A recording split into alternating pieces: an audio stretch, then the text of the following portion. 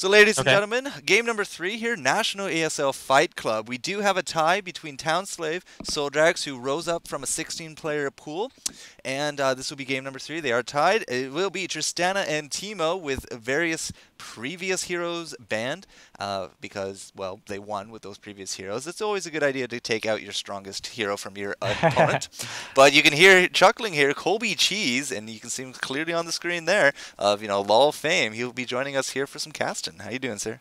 Yes, definitely. How you doing, man? So I'm ready here to cast this game, and of course, they did pick up the same summoners from the last 2 games, which is Teleport and Exhaust. Teleport being used, of course, to get back to lane as soon as possible. You do not want to take any hits on your tower, if possible, because the rules state that the first to die twice or to lose their tower loses the game. Yes, that is going to be the rule set. So not quite the solo mid rule sets or previous ones where it's first kill or first tower.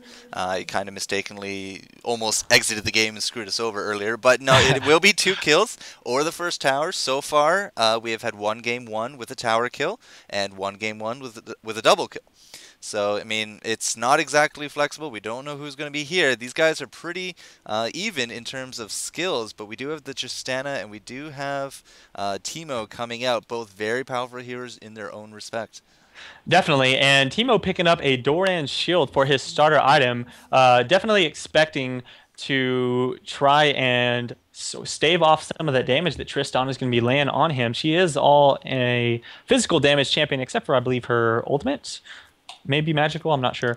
And right now, Timo has a passive to where if he stands still for a little bit of time, he will go stealth. Now, you're not going to be able to see this, Sean, but he's actually stealth right in the lane. Probably could have been a little bit closer. He's more in line with the river than he is in the middle. But generally, what's cool to do on Timo is to kind of stand in the very middle of the lane, wait for the creeps to get there, and once they go in for the last hit, you kind of jump out and do a little bit of extra damage and like, oh no, wasn't expecting that. It's kind of like a jack-in-the-box technique. So It's kind of like a underhanded, hey, I'm here and you didn't know it, so I'm going to shoot you a few times technique. I like that. We should probably, get in on that for the trademarking. Tristana here in the mid also has herself a Doran's, but it is going to be a Doran's Blade. But looking at that, I mean, it's only 10 damage. Her actual attributes says 13 extra damage, so likely in there somewhere in the masteries. I doubt she only went with 3 attack damage for runes. She also has a little bit of attack speed, but looking at the attack speed, that kind of makes me think that she has actually defensive masteries going for that 20 or that 15 point mastery down the line that increases your ability power and your attack speed. Yes, it'll increase it by 4% if I do remember correctly. She also could have gone for the 4% attack speed from the offense tree as well.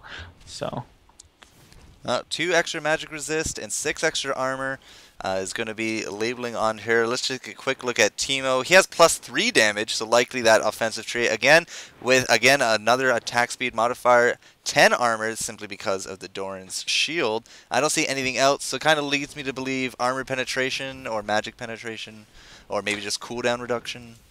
yeah, Timo can go a lot of different ways. He can be played AP, he can do hybrid with attack speed and AP, or you can do a AD and attack speed. So lots of different viable options. I actually just released a Timo guide not too long ago. And so there you go. You're going to see Timo actually run up and try and get a lot of poke on Tristana.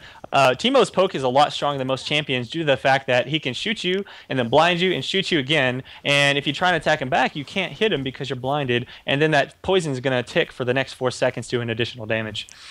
And you can see it working wonders here on Souldrax because neither player has those health potions that we've seen very common here in the 1 versus 1s. They've both gone Dorans here for the last game. We do have the regen advantage on Townslave, and as you said, with that extra poke, he's actually been bringing down Souldrax. Out goes an exhaust from a rocket jump, but there's not going to be any kind of return on that, so we've already now used exhaust on Souldrax. Townslave might be able to capitalize on that. Definitely. Souldrax was actually expecting to hop on top of Timo, which would have done damage to him and slowed him. So generally what happens when you get jumped on by a Tristana is you panic and you start running away, but you're slowed, so you take take extra time to get away, and she's able to just get a lot of poke on you. Unfortunately, Townslave did not take that panic mode, and he just turned around and started attacking her. Oh, this time she does get the jump and a hit off, and as you saw, he did run away, so that kind of evened things up on the health bars. It's like battle of the little people here. I would like to call them hobbits, but I don't want They're Peter Jackson coming down on my head, so we're going to call them yordles. Thanks for ruining the joke. You don't get jokes when I'm around, sir. Fair enough. I'll remember that. It's this is serious mode here. It's like trying to joke around there with Freak. You just keep shutting me down. I just get all upset. That was fun. Yeah. But yeah, right now, I mean, you notice a lot of the combat is at Tristana's tower, and it is slowly being chipped away. We're already at 1,500 health, which is, I mean, we've already lost 500 health on it, and we've barely even been to it. So the longer the Teemo keeps up this kind of pressure, the harder it is for Souldrax to go back to town, use that teleport without risking losing the game right out. Definitely, and the interesting thing about 1v1 games... Oh, I can hear myself talking through your... Anyways, the interesting thing about 1v1 games is that you can actually put a lot of pressure on a lane and push all the way to the tower without a whole lot of backlash. Generally, when you're in a 5v5 game, you have the pressure of the jungler coming out to gank you. But in this case, it's more about pushing that tower as fast as possible. It's definitely one viable strategy to win, because it is a 2-kill rule here in the National ESL 1 versus 1, as opposed to just that first blood. So, you know, going for a tower is definitely one of the quicker ways to do it, but it takes a lot of coordination. Right now, Souldrax is going to try going back to town. He's recalling right now. He might actually have a decent window of opportunity here, although Teemo, I mean, Townslave, he's really trying his best to just auto-attack these creeps down. I do see him going back to town himself, though. Definitely, and what you'll notice if you look at the scoreboard is that the Teemo is just dominating the Tristana in creep kills, almost twice as many. And he's going to go back and be able to buy some items. He picks up a pair of boots, and that's it. A pair of boots.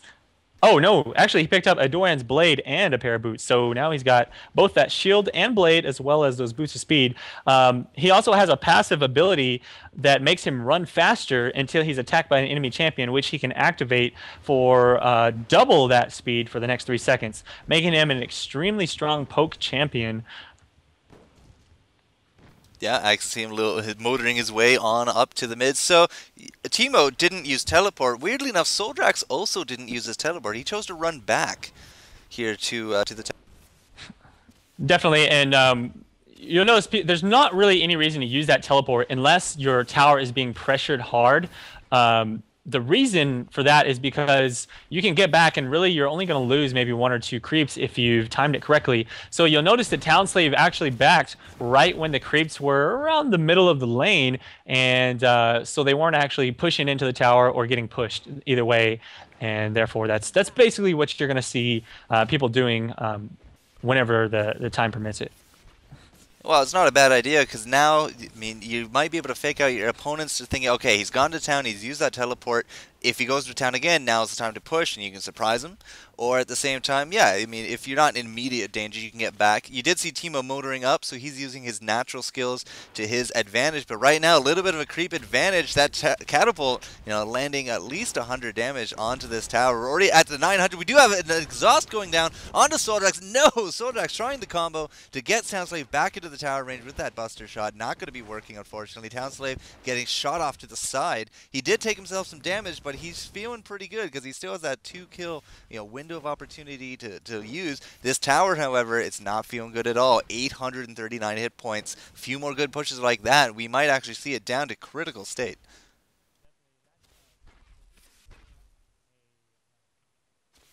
Still with me, Colby?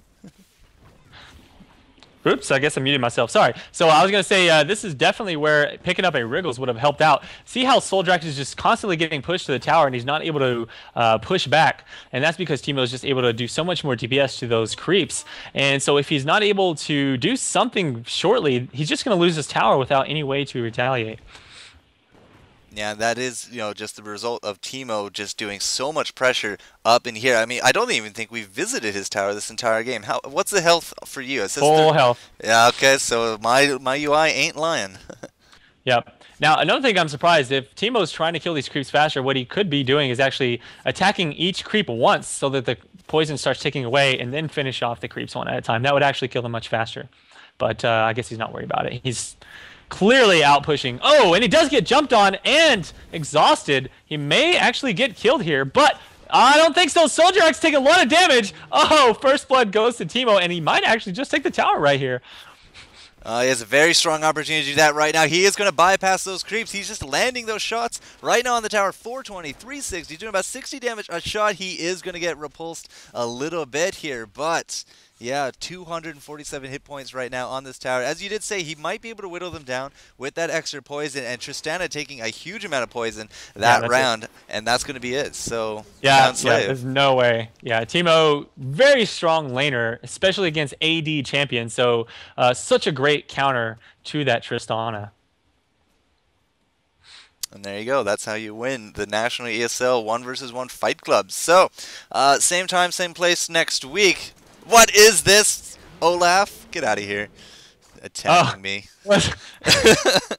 But yeah, so National ESL 1 vs 1 Fight Club. Now you know the rules. Now you see a little bit of how it goes down. We will probably be trying to set up more casting opportunities here because we don't need a tournament server. It's pretty easy stuff to set up the games. I mean, that was a 10-minute game, not too shabby at all, and it's pretty easy to jump into, guys. So nationalesl.com, sign up, get yourself involved. You could be winning cash prizes down the line.